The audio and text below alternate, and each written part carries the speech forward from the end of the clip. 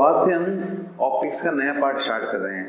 ये है physical optics. इससे पहले हमने कंप्लीट कर लिया था ज्योमेट्रिकल ऑप्टिक्स।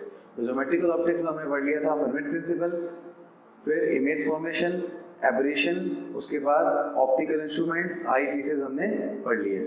इसके बाद से हम फिजिकल ऑप्टिक्स में पढ़ेंगे इंटरफेरेंस, डिफ्रैक्शन, इंटरफेरेंस में माइकलसन इंटरफेरोमीटर, डिफ्रैक्शन, और उसके बाद हम लेजर और होलोग्राफी पढ़ेंगे। ये ऑप्टिक्स कंप्लीट हो जाएगी। ठीक है, तो सबसे पहले अंदर हम बात करेंगे 4 इंपॉर्टेंट थ्योरीज की। ठीक है, ये 4 इंपॉर्टेंट थ्योरीज हैं लाइट के नेचर के बारे में। जब लाइट प्रोपोगेशन करती है तो किस फॉर्म में प्रोपोगेशन करती है, और दूसरा लाइट के अंदर मतलब लाइट किन चीजों से बनी होती है, या लाइट की बेसिक प्रॉपर्टीज।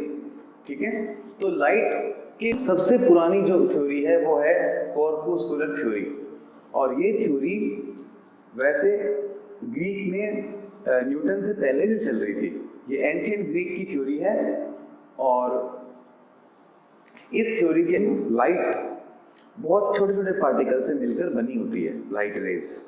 उन छोटे छोटे पार्टिकल को हम बोलते हैं कॉर्पुस्कल।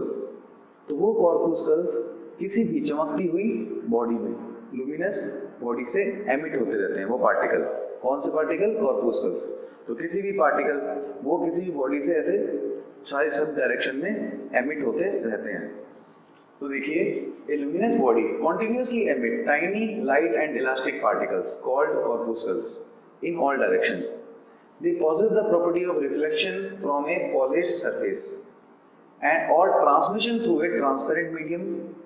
When these particles fall on retina of the eye, they produce the sensation of vision.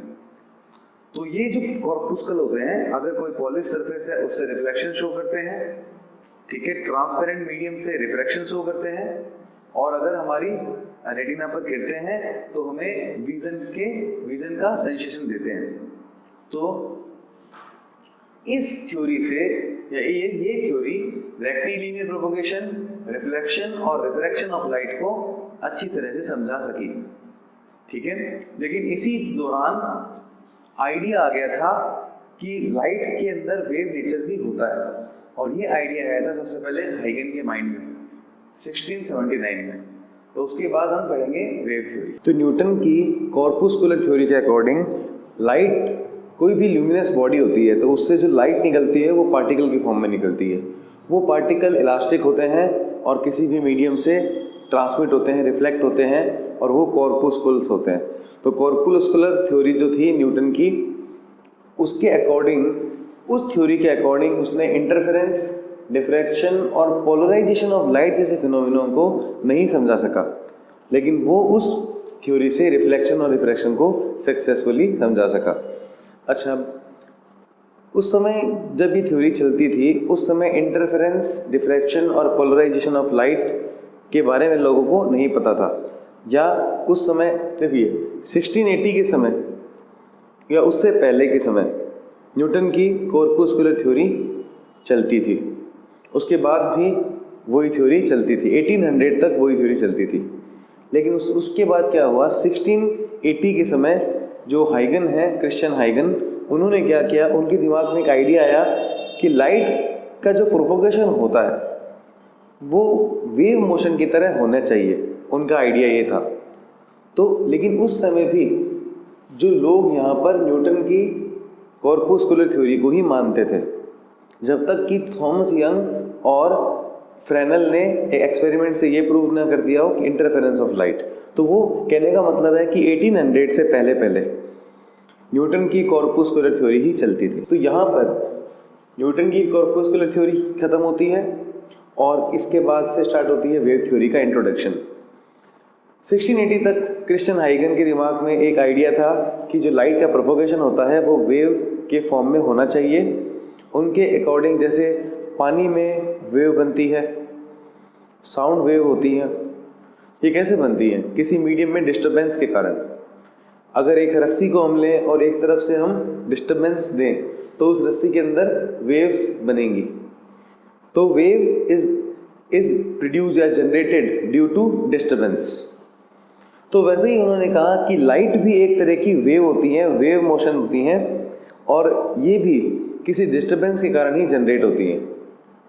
तो वो डिस्टर्बेंस होगा कहाँ? जैसे वाटर वेव बनेगी जब वाटर के अंदर डिस्टर्बेंस होगा, साउंड वेव बनेगी जब यहाँ पर एयर के अंदर डिस्टर्बेंस होगा, ठीक है। किसी सॉलिड में वेव बनेगी उसके अंदर डिस्टर्बेंस होगा। तो लाइट वेव किस मीडियम में डिस्टर्बेंस के कारण बन रही है?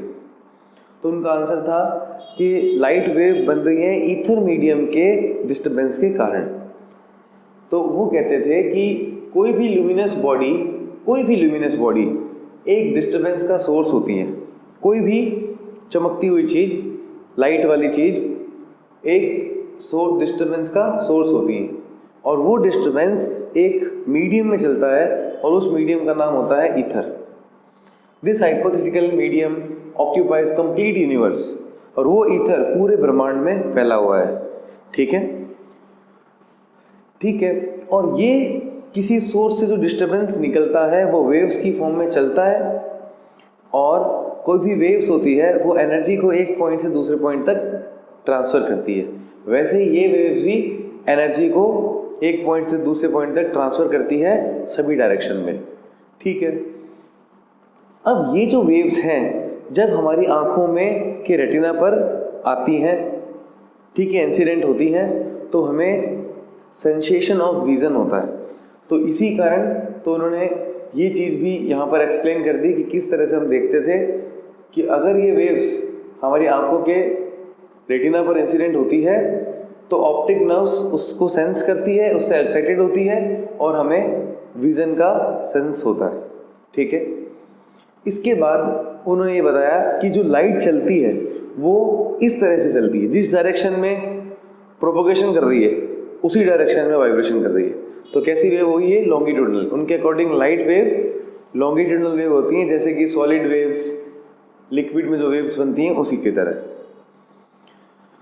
तो इस थ्योरी से हाइगन ने रिफ्रैक्शन रिफ्लेक्शन को सक्सेसफुली एक्सप्लेन करा। लेकिन डबल रिफ्रैक्शन जो होता है, जब हम क्रिस्टल से देखते हैं, किसी क्रिस्टल से देखते हैं तो हमें दो दिखते हैं, दो इमेज दिखती है। तो इस चीज का भी इन्होंने समझाया यहाँ पे कि डबल रिफ्रैक्शन क्या होता है। और उसके बाद पोलराइजेशन फिनोमेना भी समझाया। पोलराइजेशन का मतलब क्या होता है?